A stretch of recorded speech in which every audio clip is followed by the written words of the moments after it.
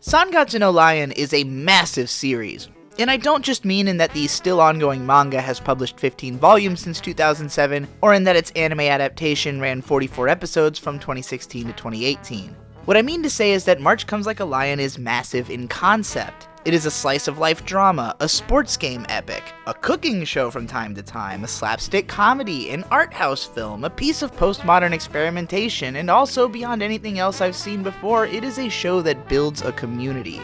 A fully living world inside of ours wherein the story takes place. The show primarily follows Kiriyama Rei, a high school shogi prodigy with a lot of emotional baggage who lives alone, having distanced himself from the foster family which raised him since the early point in his life at which his parents died. From the jump, we are plunged deep into this character's psyche, with the first episode dedicating some 13 minutes to wordlessly enveloping us in his emotional state, as per his reactions to all the dramatic moments from his upbringing.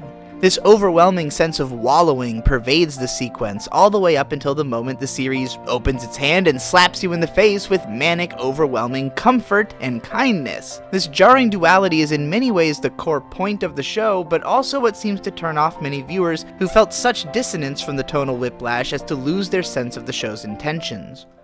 No man is an island, and as much as Rei might wish to simply dissipate into the atmosphere and never bother anyone again, this is impossible. To make a living, take advantage of his natural gifts and the things he was raised to do, and live up to the expectations thrust onto him, he has to play professional shogi. But in doing so, he will inevitably destroy the hopes and pride of opponents and friends alike.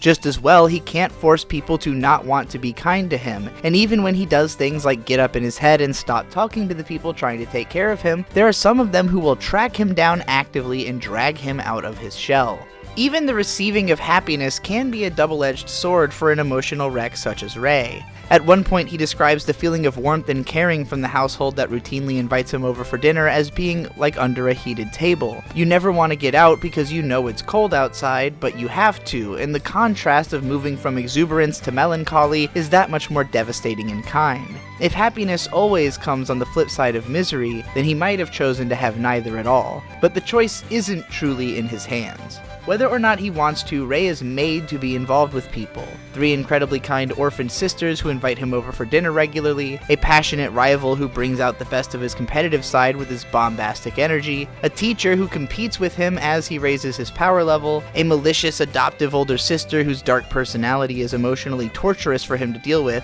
and all sorts of other players and people who enter and exit his sphere of influence. In finding himself involved, he has to learn about their lives and face their problems alongside them, like coaching his middle school friend Hana through her ordeals in bullying, or his peer Nakaido slowly dying of terminal disease and demanding Rei's rivalry to keep him going. Where Sangatsu no Lion truly opens up and intrigues is in the ways that all these characters and their actions become interconnected and affected through the waypoint of their involvement in Rei's life, and how it ventures into stories more tangentially related to him as it continually branches and expands, growing dense and complex like the Ygg tree itself.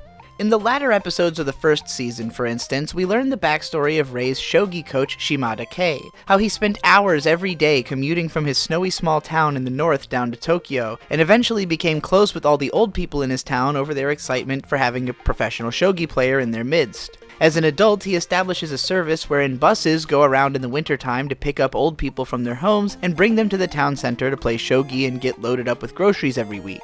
This detail has nothing to do with the central storyline of the show in a direct way, but it tells us a ton about what kind of person Kai is and where his values lie, which gives us that much more understanding of how he can have the effect that he does on Rei.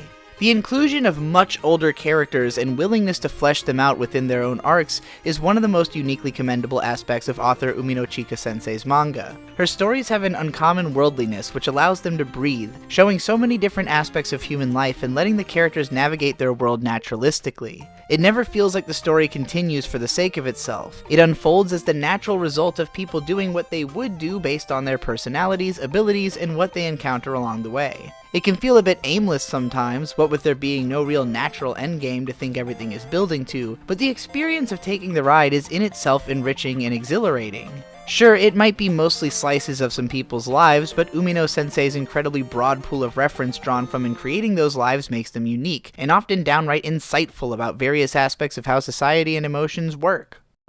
If Umino Sensei's genius wasn't enough to make the series a masterpiece on its own, the adaptation job by Studio Shaft, headed up by legendary experimental director Shinbo Akiyuki-san at Umino Sensei's request, definitely brings it over the edge. As Umino Sensei put it in an interview she had with Shinbo-san, the studio's style is to get very up close and revealing with the characters, really pushing up into their private feelings in a way that it encompasses the entire visual presentation of the scenes. Equally impressive as the almost episodic experimentation with different art styles and color tones to create highly impactful emotional representations is the way the series reframes and relights its locations, bringing out the robust impressionistic potential of the human environment. It's clear that the staff went into every single scene asking themselves how they could bend every aspect of the audiovisual presentation to create a specific tone without compromising the groundedness of connecting to reality. That this is accomplished so stunningly and sustained for so many episodes is truly a tour de force of creative inventiveness. All of the voice actors bring their top game to boot, with even some of the most prolific and popular actors such as Hanazawa Kana-san giving their most robust performances to date. There's hardly anything Sangatsu no Line can be accurately compared to. It's structured similarly to Umino Sensei's previous college life drama Honey and Clover, but with animated cinematography closer in tone to like Neon Genesis Evangelion. It's a show that will turn off many viewers with its manic-depressive tone shifts, lack of overall direction, and occasional momentum dips, but if anything I've described about this show intrigues you at all, then I cannot recommend it highly enough. It will almost certainly find ways to surprise you, and get you excited about things you never would have expected. Not to mention probably bawling in tears. Hell, I don't know anything about shogi, but even the substantial number of shogi matches played throughout the show were easy to be engaged with thanks to their incredibly tense presentation. It's a show where the things literally happening are far less imperative than their emotional implications, which will either be the reason that you love or hate the series. Whatever your reaction is, I'd love to hear what brought it about in the comments below. For more anime discussion, check out the Content channel, where Best Guy Ever and I talk about old and new anime like Neon Genesis Evangelion and Attack on Titan, and manga like Chainsaw Man. Go to goldenwitch.substack.com to read more of my writing, and subscribe to support me and see bonus content. Subscribe to the channel to see everything Ygg Studio produces, from music movies to book movies to cartoon movies, and don't forget, anime forever.